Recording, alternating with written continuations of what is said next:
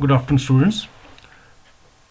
In the last lesson, we talked about land as a resource and we talked about the importance of land as a resource. We talked about its methods of conservation. Today, we'll talk about water as a resource. All of us know that Earth is known as a blue planet.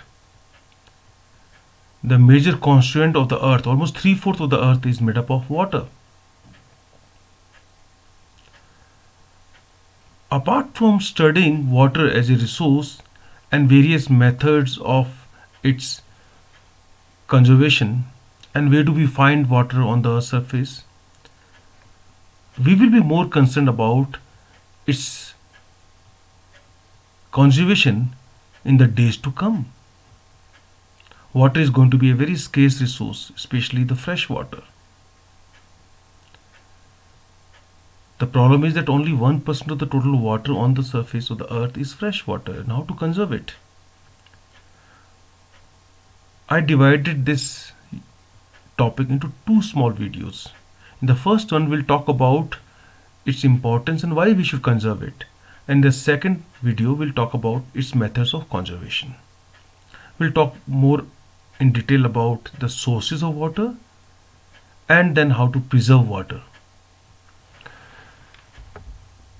As we know, water is a very scarce resource. We're talking about the fresh water which we use.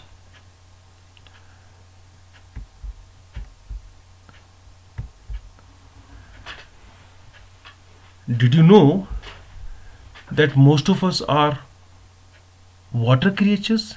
That means major component of our body is made up of water. Almost 70% of our brain, 80% of our blood is made up of water. While we can go almost a month without food, but our body cannot survive without water for even a week. That is the importance of water for us.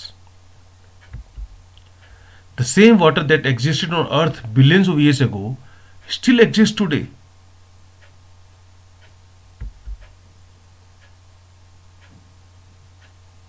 The major portion of the earth, almost 3/4 of the earth, is made up of water, but the fresh water is only 3%.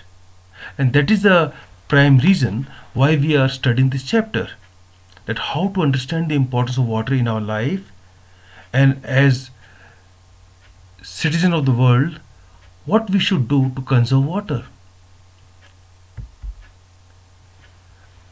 Most of the water, which is the fresh water, is in the form of ice, and that's found on the ice caps or in the north and south poles of the earth. Only less than 1% of fresh water is available for us for human use.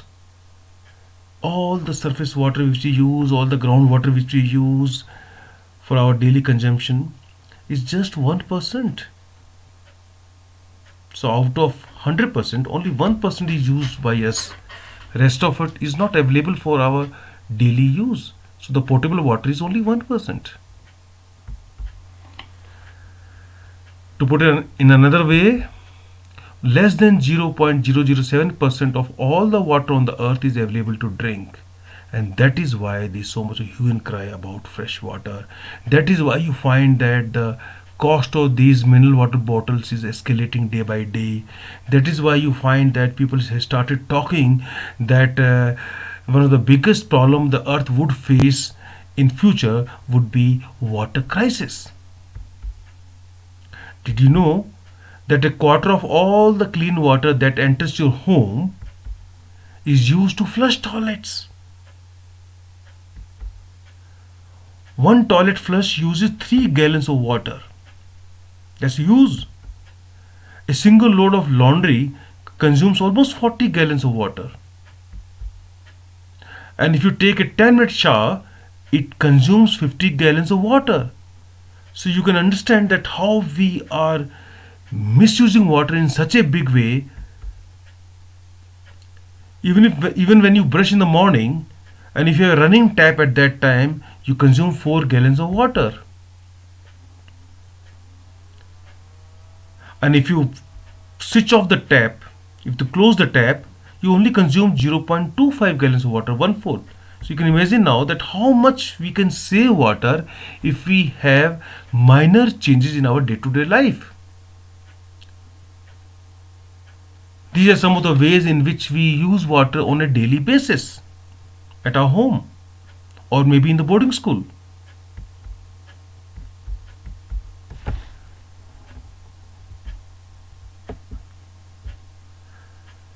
If you talk about the percentage, this is how we use water. Most of the water is consumed in our toilets, in our faucets, in a shower, in washing clothes.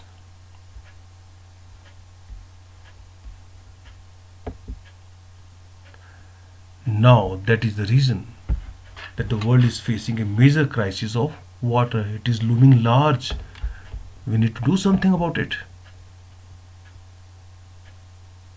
See, you can see the parched land due to the lakes are shrinking, the ponds are shrinking, the river water is going down.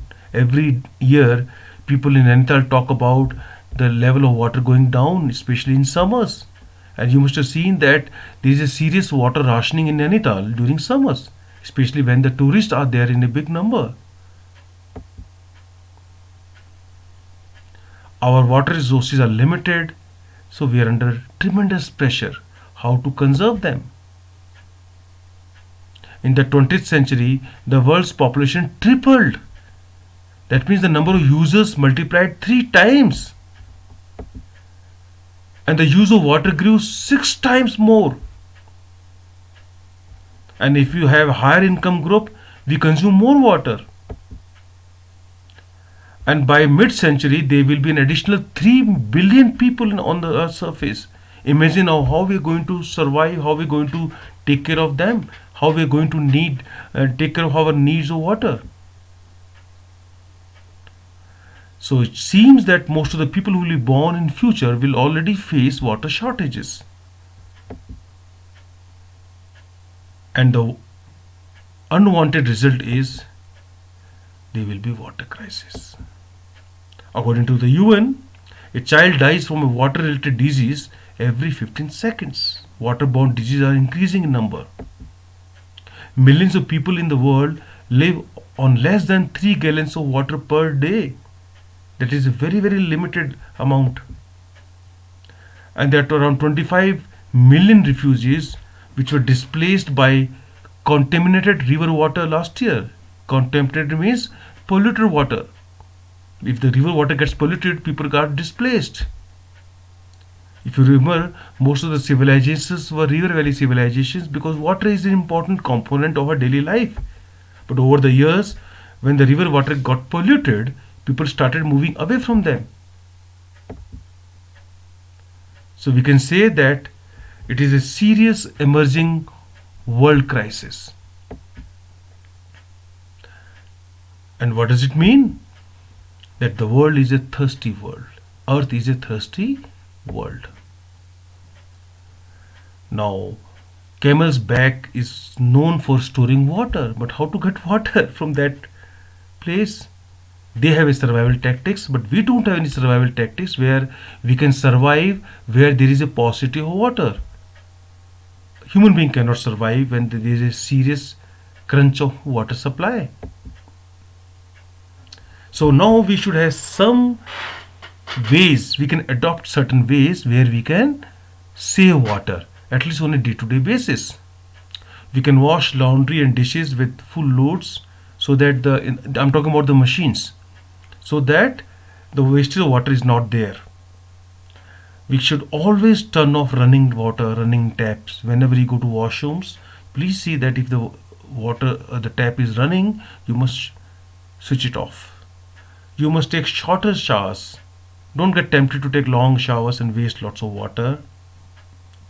If there is any leak anywhere in the house or in the boarding house, immediately report to the concerned authorities so that we can conserve, we can stop the wastage of water. You can reduce the flow of toilets and shower heads. There are mechanisms.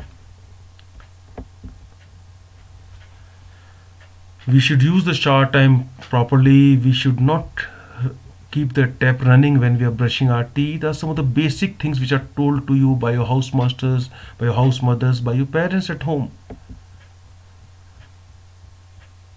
I think now you're amply clear that why we should conserve water. So now please help us in saving water. Our school is located at such a high altitude. You know that getting water to all of you from the lake is not an easy task. People in the state departments are working overnight to see that your water supply is intact. So please, from now onwards, always be careful and see that we don't waste water either in the school campus or at home. Thank you so much. So I think now you are clear that we need to conserve water. Thank you so much. In the next video, I'll talk in detail about the water cycle, the places where water is found, and how to conserve water on a global scale. Thank you so much.